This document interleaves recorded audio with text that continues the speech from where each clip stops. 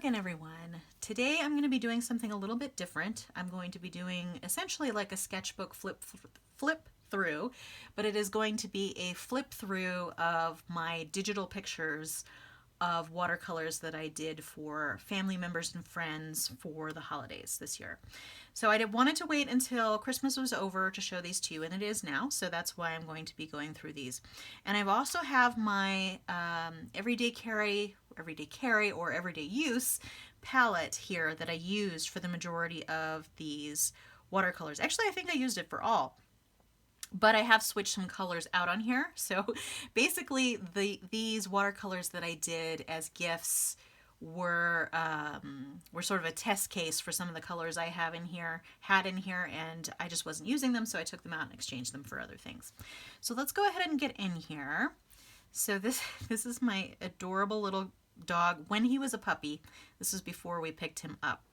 So and as you'll see, the date is actually before Christmas, but I'm going to be showing this to you after Christmas. So this is the first one, and the first few are all pictures of mountain scenes in Colorado. I actually got these pictures off of the internet. They're not from pictures that I took. I wanted to find different places in Colorado because the family that I have in Colorado, I wanted to kind of do that theme for them. There's also sort of a coordinating set, so we gave two watercolors to each person, one from me and one from my husband. So I'm not going to show you the ones that my husband did. I'm only showing you mine because those are my works and I feel comfortable showing them to you. So with this one, this was the first one I did, and I was still getting to know the watercolor board that I used. It was the Aqua board, and these are only 4x4 in real life. And yeah, I think it looks a little tiny bit washed out, but that's probably just because you're getting the light from the screen. But as I was saying in a prior video, one of my biggest problems with the Aqua board is that it absorbs water so quickly. And it's very hard for me to do some of my traditional techniques that I do, especially with skies, where I wet the whole surface where I'm going to be putting the sky color. And then I basically do a wash, and I'll either lift out clouds with a paper towel or something like that, dabbing into it, or I will just simply make it really wet and then just do like blobs for clouds and that sort of thing. I could not do that on the Aqua board. The water just would absorb way too fast, and this sky is probably the result of about 6 different layers of water that I put over, and maybe 2 or 3 layers of color over. And so I got sort of these wispy clouds a little bit, but I had to be really careful with a paper towel. I could not do cloud blobs, which is sometimes what I like to do, or just do blobs of blue to kind of indicate where the clouds are. I absolutely could not do this with this Aqua board. So going forward, I'm not sure if Aqua board will be a media or a surface that I will do much watercoloring on in the future. I did gradually learn how to use it. I did do a test piece before I did all of these to kind of figure out some methods, but I don't think that it's something that I prefer to paint on. And as you can see, there's like a lot of times where I will for trees, I'll try to work up texture, but it just kept soaking into the board. So for some of these, there's not as much definition as I would have liked. So this was my first one, and I still gave it away as a gift because I thought it was decent enough. One thing I did want to mention is that for the sky, I used a different color than I normally do. Often I will use some mix of French ultramarine plus, maybe something that makes it a little bit more teal, depending on where in the sky it is and what the sky looks like and all of that. But for this one, I used a very, very dilute version of phthalo blue red shade, which I thought turned out very nice. But you have to really, really dilute it. It's like hardly any paint in it at all because it's super strong. So I thought that was good. The other thing that I wanted to point out about this one is that I used titanium yellow ochre from Schminke here in the foreground of these trees here. And I did that sort of over a darker color behind because that color is opaque. The yellow color is opaque. And it turned out okay, but it really made me realize that I wanted a different, lighter, opaque color in my palette, just so that I could go over with something that's a little bit lighter. And so, based on that, I switched out that Schminke. I forget which yellow ochre it is now. I mentioned it earlier. I switched it out for Grumbacher Naples Yellow.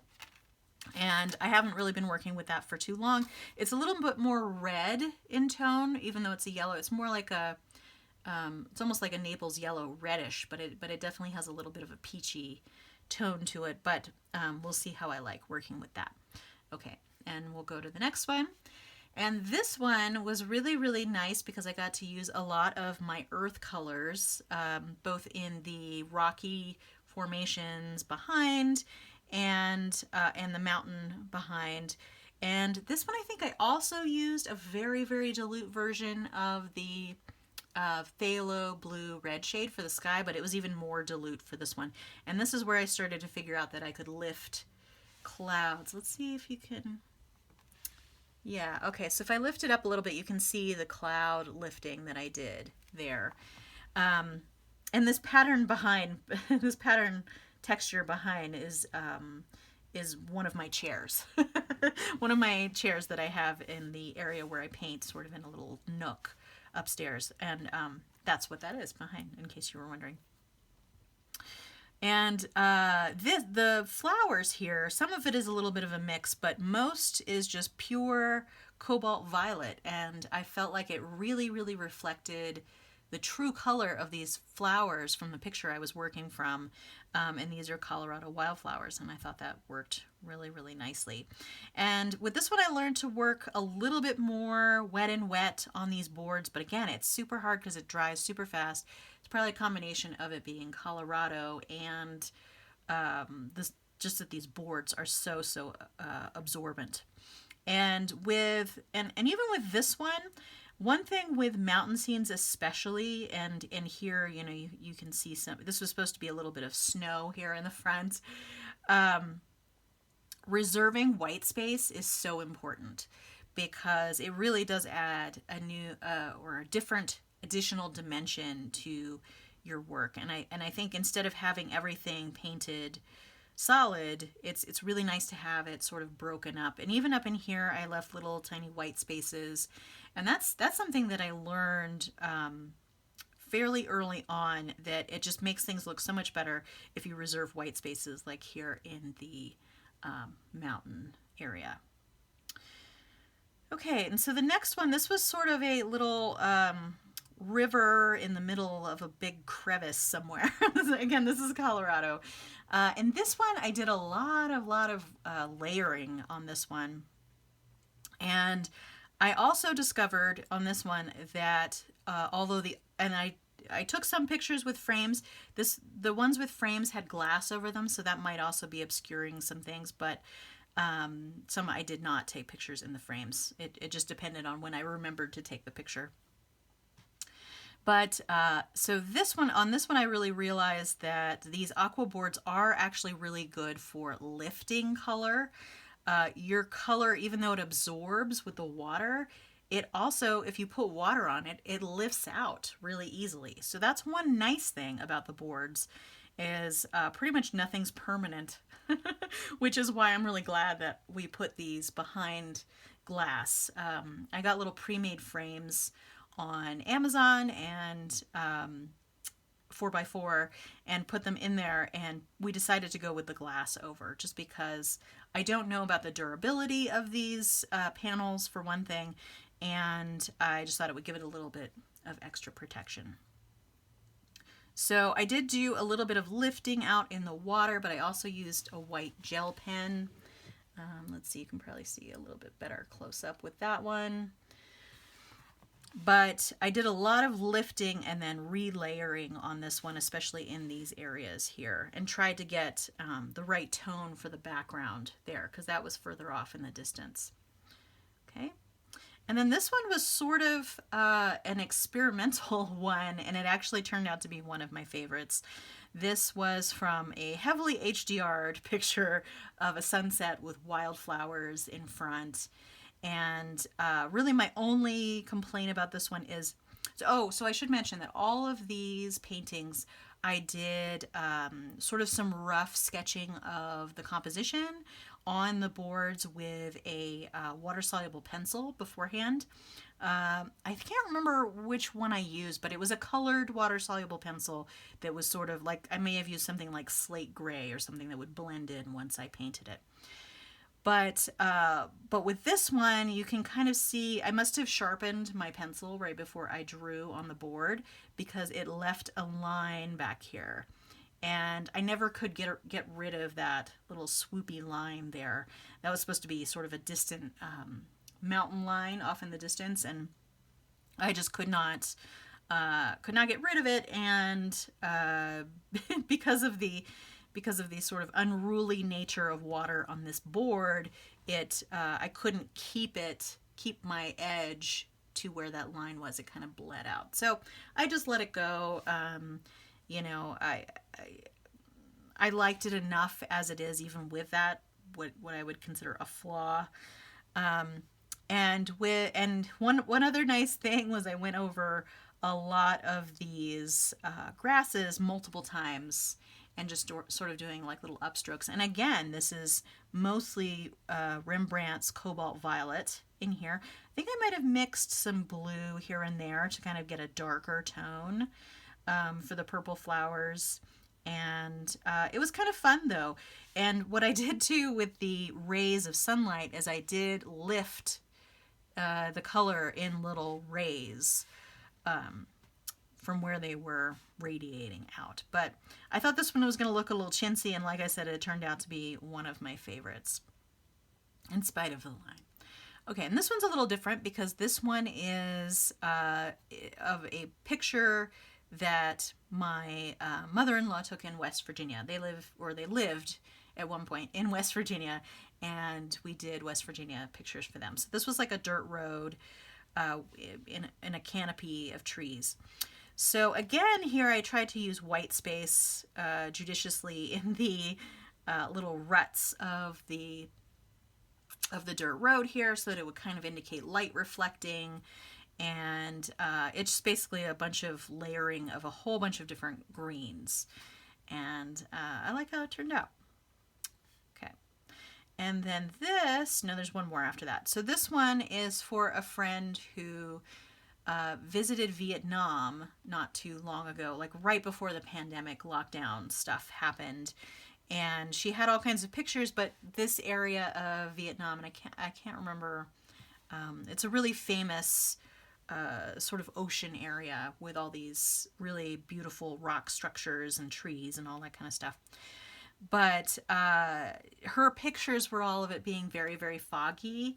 And I kind of wanted to give her a picture of what it might have looked like if it was a really beautiful, bright day. So that's why I did this one for her. And my only issue with this is I wish my board was a little bit bigger for this, because I ended up, I fiddled with the composition a bit, and I kind of ended up with this one rock in the foreground, sort of right in the middle of the composition, which, you know, is not necessarily always the best thing. I mean, it's basically everyone tells you don't put something right in the middle of your composition, but you know, I did that because I wanted the slope of these other shapes. I kind of wanted them to be where they were, and the photograph was what it was. So that's what I did there. And I also did a lot of lifting with the water to kind of get some reflective qualities in there. And I did a lot of lifting on this area too, just to kind of make it look like it had been there forever. And this last one was a painting that I did for my boss who is retiring this year. And this is I did it from a picture of the Hetch Hetchy Reservoir in California. It was a place is a place that means a lot to him, so that's why I wanted to paint that. And this was sort of a dual Christmas gift / retirement gift. And again, a lot of use of that phthalo blue red shade in varying degrees. I just did it more concentrated here. I think I might have mixed it with another blue. I think I mixed it with cerulean blue for the water, and then I just did it really, really dilute again for the sky. And this one was sort of surprising to me based on the color of the rock. There's some red back in here, but for this one, I pretty much used mostly indigo because that really just seemed to be the color of the shadows and everything. And then I also added some extra indigo in the water here for the shadow. But I think that's it. That's the end of that little flip through there. If you have any questions, please let me know. I only gave you a few tips and told you about a few watercolors that I used heavily in some of these. For, let's say, this one, I ended up actually using a whole lot of colors, probably because it's the most colorful one in here. And one of the colors that really worked well in there was this titanium gray from Daniel Smith, and I really liked that mixed with other colors for the rocks and that sort of thing. It really made me appreciate my lunar red rock and my lunar earth and that sort of thing, because I use those in varying amounts pretty much for all of these, and especially here. So so that's it, I think. I'm gonna go ahead and turn that off now. And someday I do plan to do pretty much an entire landscape at a time, which means I'll probably make them fairly small, using different palettes. And this is something that's really been on my radar for the longest of time, and I just really have to find the time to do them in individual sessions, because usually I'm doing these videos sort of at the end of my day after work or on the weekends, and it just, if I go too long, it doesn't really allow me a whole lot of time. Looks like I lost a color here. I bet that went here.